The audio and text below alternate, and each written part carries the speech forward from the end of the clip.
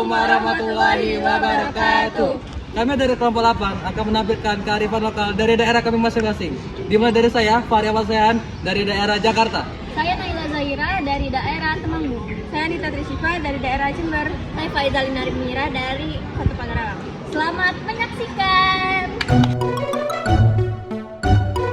Jadi, pengertian kearifan lokal menurut Hayati Subadio adalah kemampuan atau kepribadian bangsa yang dapat mengolah atau menyerap budaya asing sesuai dengan watak dan kemauannya sendiri.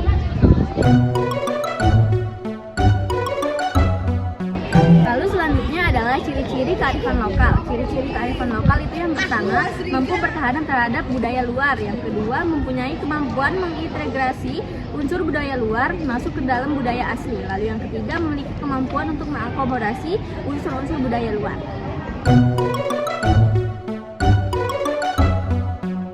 Halo teman-teman semuanya, hari ini saya akan menjelaskan bentuk-bentuk dari kearifan lokal. Kearifan lokal itu terbagi menjadi dua. Yang pertama itu adalah tangible. Tangible itu artinya adalah kearifan lokal yang berwujud. Dalam artian mereka bisa menjadi rumah adat, ataupun tarian adat, pakaian adat, maupun mungkin kuliner. Nah, selanjutnya yang kedua itu adalah intangible. Intangible itu adalah kearifan lokal yang tidak berwujud. Itu tuh bisa menjadi mitos, terus legenda ataupun cerita rakyat yang beredar di masyarakat sejak zaman dahulu. Nah, contoh yang akan saya persembahkan hari ini adalah contoh dari kearifan lokal tangible, yaitu kuliner. Fungsi kearifan lokal menurut Cirta, fungsi kearifan lokal adalah 1. Konsentrasi dan pelestarian sumber daya alam. 2. Pengembangan sumber daya manusia. 3. Petua kepercayaan, sastra dan pantangan.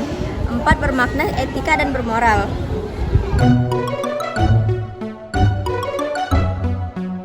Nah, teman-teman semuanya, hari ini saya akan menjelaskan mengenai contoh yang akan saya berikan, yaitu kuliner yang berasal dari suku Betawi, dari Jakarta. Nah, kuliner ini sangat legendaris, bahkan di suku Betawi pun ini sudah sempat mendunia. Teman-teman, ini kuliner ini bernama kerak telur.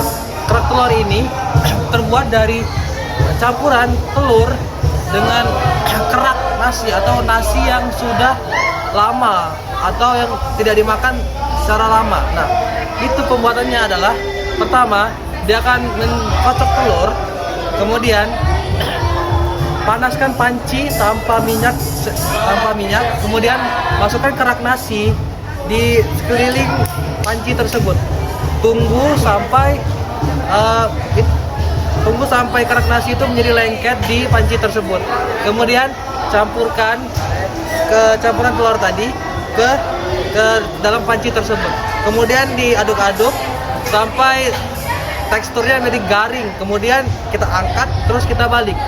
Nah, itulah teman-teman cara pembuatan kerak telur. Nah, teman-teman semuanya, contoh kedua dari saya itu adalah rumah adat.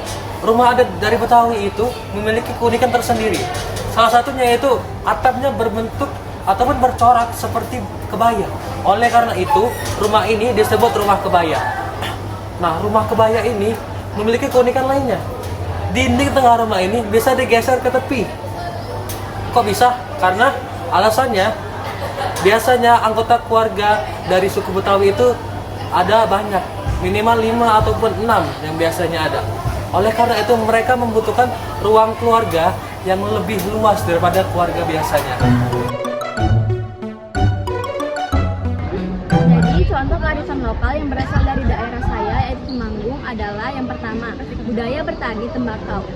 Temanggung dikenal sebagai penghasil tembakau berkualitas tinggi. Petani di Temanggung memiliki kearifan lokal dalam menanam dan mengolah tembakau, seperti teknik penjemuran dan pengolahan lahan secara tradisional.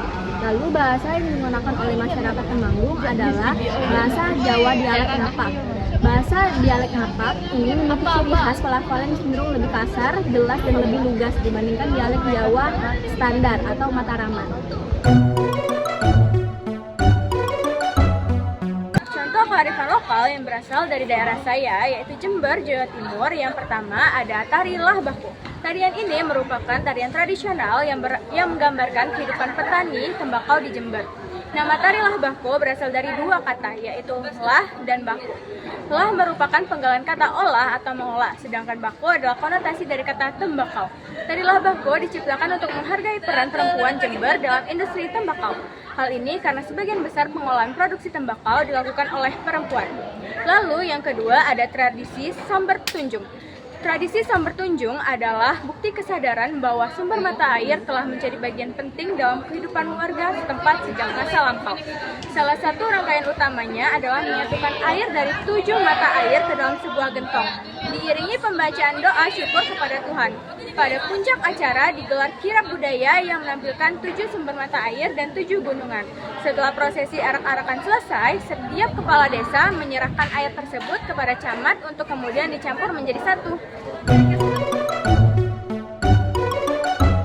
Contoh dari daerah saya yaitu Kota Pagar Alam. Pertama, senjata tradisional.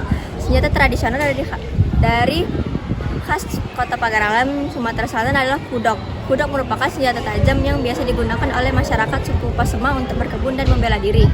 Kudok memiliki ciri-ciri sebagai berikut: terbuat dari logam berkualitas, bentuknya seperti pisau kecil yang menyerupai bidik. Bilahnya cembung sehingga terkesan gemuk. Gagang dan sarungnya biasa terbuat dari kayu jati. Lalu selanjutnya, lagu daerah yaitu lagu Petanglah Petang, bercerita tentang rencana besar yang dijalankan oleh beberapa orang. Namun jika gagal, akan menimbulkan kesedihan dan mendalam.